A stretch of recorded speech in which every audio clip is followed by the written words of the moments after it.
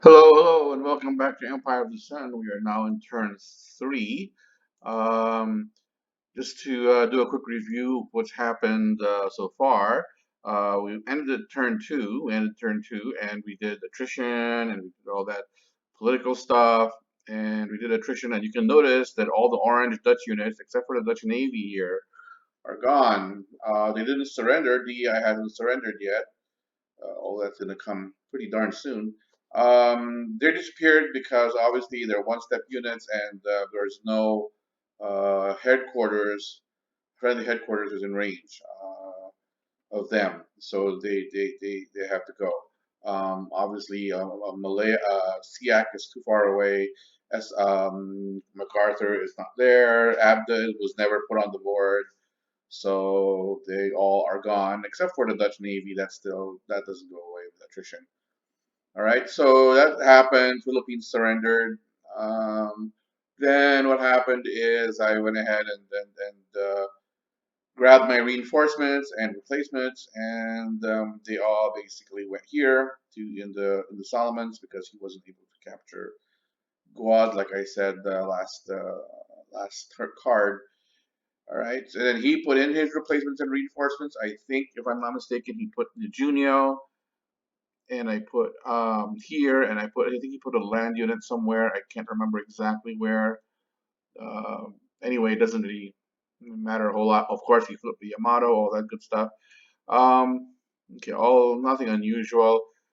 Um, I think towards the end too, he started to move some new guys out to Thailand, not Thailand, yeah, Thailand and French Indochina to try to take out Burma. So I put some of my replacements and reinforcements for British up here in up here in Rangoon. So let's take a look real quick at the cards that we have. Um, I have this card, and let's see, I have the Operation Lilliput card. I have Operation Watchtower, which is interesting because it's a surprise attack. Um, I have Invasion of Sumatra, Operation Culverin, and I have D-Day or S-Day Invasion of Luzon. All these are probably going to be three event cards. Um, I think pretty much the only card going to be used really for offensive purposes will be Operation Watchtower. The others will probably be for probably for points. The big card that I was able to pull out in the second turn, this turn was the Commander Roachford card, and that's going to be really interesting because if we play our cards right, we'll be able to ambush um, Japanese fleet. All right. So actually, going into the second and turn three, this isn't the first card played. There's already been two Japanese card plays, and I've already played one U.S. card, and then and so what happened was his first card play was an put me in ISR card. So he put me in the ISR, and then I promptly, of course, I had the Arcadia card, so I got out of ISR. And second card he played again put me in another. He had another ISR card, and so this time I couldn't get out because I don't have any anti-ISR cards. The bad thing, of course, is that he put me in as our ISR, and then he was able to replace those cards because those are draw strategy cards. So he was able to replace his two cards that he played, so he doesn't put him behind on the card count. But anyway, it is what it is. So what I did was, and so after putting in myself after he put me in ISR, I played this card. This is another card I had in my in my hand, and then this is the first card I played, and this is basically the Chenault 14th Air Force defensive card. Uh, so what I did was obviously I went ahead and used it for the event, okay, and then what I did was and I put it in I activated Southwest Pacific all air. Um, Okay, so my intention, I think, is to raid Raval.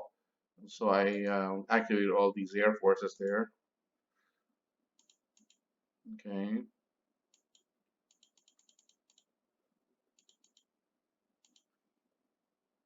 All right. And then I was able to pull the 14th Air Force and replace the AVG, the American AVG group, um, for that. Um, okay, so I guess the next card will be just the combat. I just wanted to the resolution, combat resolution.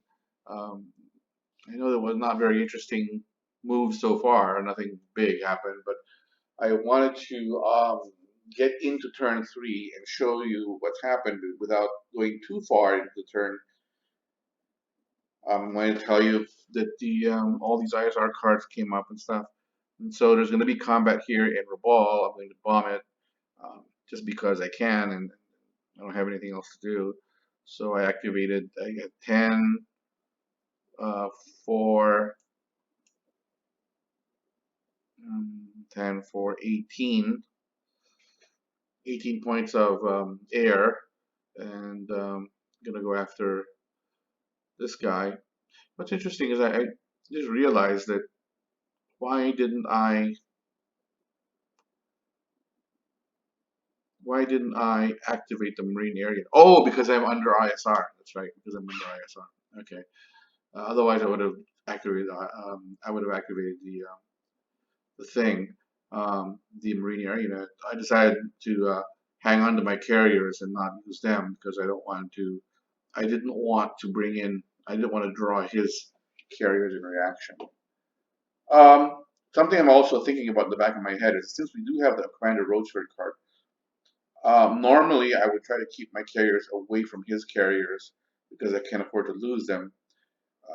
If I lose them, then it's not just so I lose the carriers, but I have political will penalty. But I'm thinking of using the Commander Roachford card as a trap. Go ahead and uh, keep use our carriers here as bait here in Guadalcanal, and then at the very last moment when he attacks me, play the Commander Roachford card and really hopefully hurt him. Okay, so let's hope that happens, and over the next few turns or over the next few cards. All right. So the next card will be combat, or there'll be a resolution of combat, and then we'll go forward from there. All right. Okay. Thank you very much for listening. See you next time.